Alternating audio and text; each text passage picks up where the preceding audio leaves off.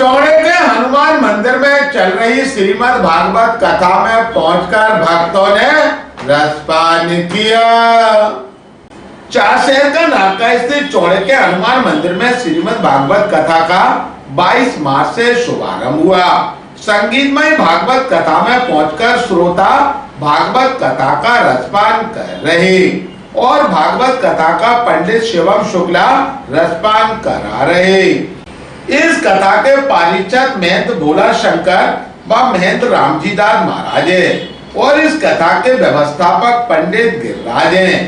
अब हम आपको भागवत कथा का रसपान कराने चौड़े के हनुमान मंदिर लेकर चल रहे।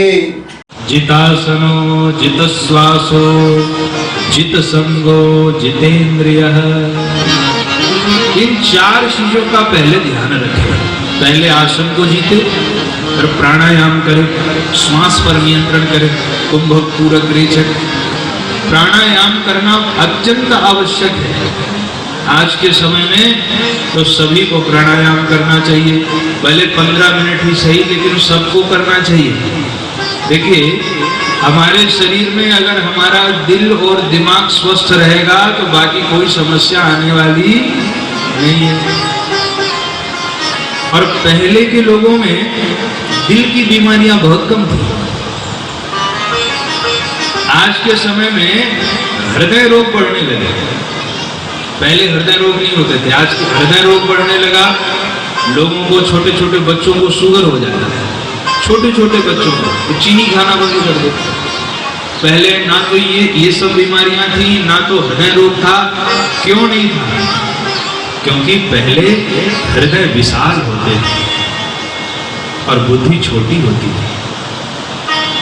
आज परिवर्तन हो गया। पहले हृदय विशाल होते थे, बुद्धि छोटी होती थी। आज बुद्धि विशाल हो गई और हृदय संकुचित हो गया। हृदय की विशालता चली गई। इसीलिए मानसकार ने जब लिखा तो लिखा, हृदय सिंधु मति सीप समाना। हृदय की तुलना किससे की? समुद्र से। कि हृदय तो सागर के समान गहरा होना चाहिए, विशाल होना चाहिए। और बुद्धि मति सीप समाना। बुद्धि छोटी भी हो तो काम चल जाएगा, पर हृदय विशाल है। और आज लोगों की बुद्धि विशाल हो गई, तृष्णा विशाल हो गई और हृदय संकुचित हो गया। उदारता चली गई लोगों के जीवन से, इसीलिए नाना प्रकार की बीमारियां भी आ गई। तो प्राणायाम की बहुत आवश्यकता है आज के समय में। भगवान सुखदेव जी कह रहे हैं, जितासनो जितश्वासो। सबसे पहले आसन को जीते, फिर श्वास को जीते, फिर असंग हो जाए। ज्यादा किसी से ना तो द्वेष रखे और ना बहुत ज्यादा किसी से लगा, क्योंकि दोनों बंधन के कारण होते हैं। जब किसी से आप ज्यादा द्वेष करेंगे तो चर्चा उसी की करेंगे।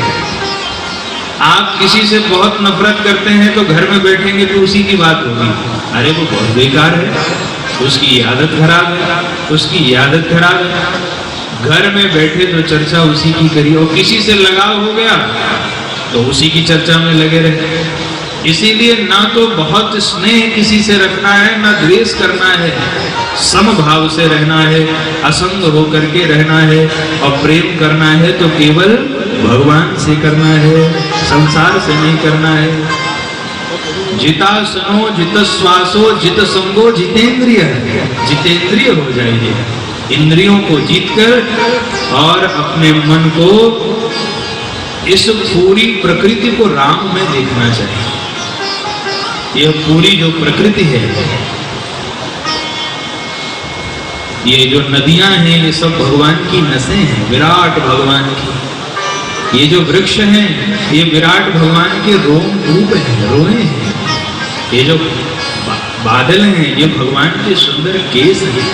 इस तरह से सुंदर कल्पना करना चाहिए कि ये पूरा का पूरा जो ब्रह्मांड है, ये परमात्मा का स्वरूप है। सुंदर सुंदर पक्षियों की चित्रकारी, जो सुंदर सुंदर पक्षी हैं रंग बिरंगे, इसे ही भगवान की कलाकृति समझना चाहिए। ये भगवान की कलाकृति है। जानकारी देते हुए पंडित आचार्य दामोदर शास्त्री ने कहा, ये श्रीमद् भागवत सप्ताह ज्ञान यज्ञ है। 7 दिन का ये कार्यक्रम होता है और इसका नाम है ज्ञान यज्ञ। श्रीमद् भागवत ज्ञान का भंडार है। भगवान सुखदेव ने राजा परीक्षित को इसी ज्ञान के माध्यम से संसार से मुक्त किया। संसार में सबसे ज्यादा भय हर व्यक्ति को मृत्यु का होता है कि मरने के समय पर हमारी क्या दशा होगी। मरने का भय होता है।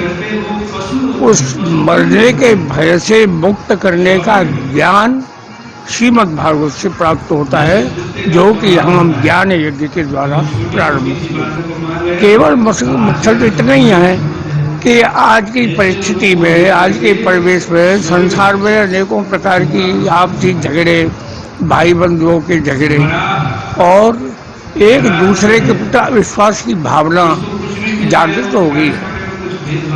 कथा के माध्यम से, ज्ञान के माध्यम से उनके अविश्वास को समाप्त करना और एक दूसरे के प्रति प्रेम बढ़ाना,